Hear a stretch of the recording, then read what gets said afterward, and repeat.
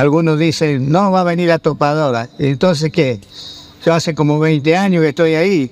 Vamos a pelear hasta el último, más. Me quedo acá a luchar por el pedazo de tierra, por el rancho de chapa que tengo, me quedo a luchar.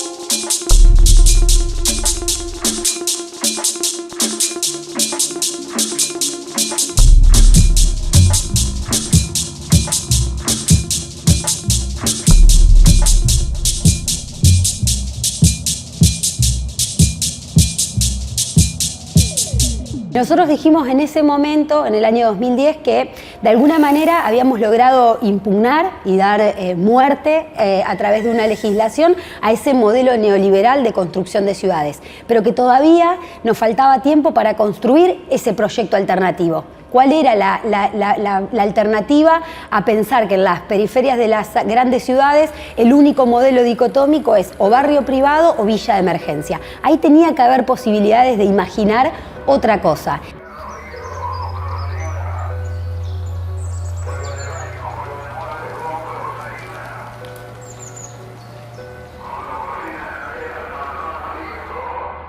Por suerte, a mediados de 2019, Nuevo Alberdi entró en uno de los 13 barrios para urbanizar del país.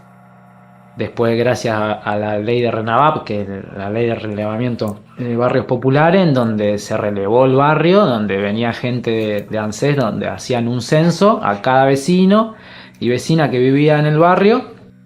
El precenso empieza, primero se hizo la afirmación con los drones para ver la localización de las casas que había. Entonces íbamos casa por casa y numerando. Acá hay un lote, le poníamos un número y cuántas viviendas había. Fue lo primero que hicimos. Y después era informarle todo lo que iba a pasar para notificar a los vecinos que nos iban a ver mucha gente caminando. ¿Cómo lo hacíamos? Porque estábamos en pandemia, no podíamos armar asambleas a lo que estábamos acostumbrados. Entonces ahí empieza lo que era pensar cómo lo hacíamos. Nos tuvimos que dar a la idea de inventarnos cosas para poder llegar a los vecinos, para que los vecinos se vayan enterando y vayan sabiendo de cómo venía, porque hasta ahora el ruido era, se firmó un convenio y nadie sabía de qué se trataba, por qué y esas cuestiones. Se armó lo que era retomar el tipo de comunicación más antigua, que era la radio. Empezamos con un programa de radio y había muchos vecinos de Nuevo Alberdi que no tenían radio. Entonces se armó la recolecta de radio. Tenés una radio en tu casa que no la ocupás, por redes sociales primero, y nos donaron 120 radios, a cuales algunas funcionaban y algunas no, que fueron las que reparamos y llevamos a 120 familias de Nuevo Alberdi radio para que nos puedan escuchar y estar informados. Y demostrar que puede ser igual, no diferente, sino que igual a esa sociedad.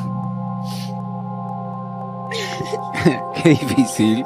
Recuerdo que hacíamos todas las asambleas virtuales y demás porque estábamos en el medio de la pandemia. En una de las primeras asambleas dijimos, bueno, llegó el momento de que nosotros agarremos el lápiz y empecemos a dibujar cómo queremos que sea el barrio a 10, 15 años. La segunda etapa en lo que conlleva era llevarle a los vecinos para que ellos nos ayuden a planificar.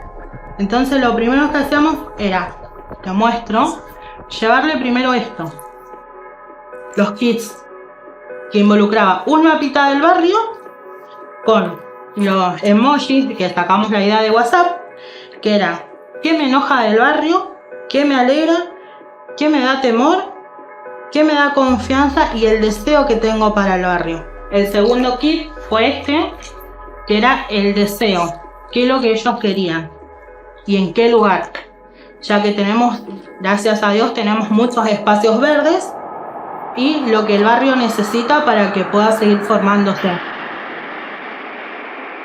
La escuela, el centro de salud, porque no tenemos hospitales, el centro de recreación, cómo se transita, porque no tenemos nosotros acá en el barrio seguridad al pasar las calles.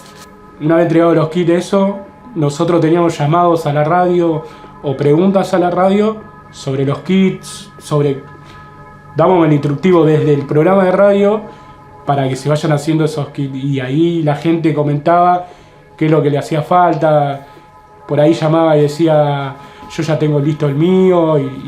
A base de esto, de qué es lo que quería, fue del precenso y el censo, que fue lo que más salió a decir, bueno, no tenemos un espacio público, no tenemos agua, no tenemos luz, no teníamos todos los servicios. Dijimos, empecemos por lo que más queremos, digamos. En la tercera etapa estaba involucrada lo que era el IGC, el cual llevaba a cabo todos los proyectos de planificación de las obras, y la SISU, la Secretaría de Integración Sociourbana, desde Nación, que era la cual traía los fondos para ejecutar las obras que iban a venir más adelante. Todos los vecinos que están acá censados tienen un certificado de vivienda que justifica que por lo menos con eso pueden pedir los servicios y eso.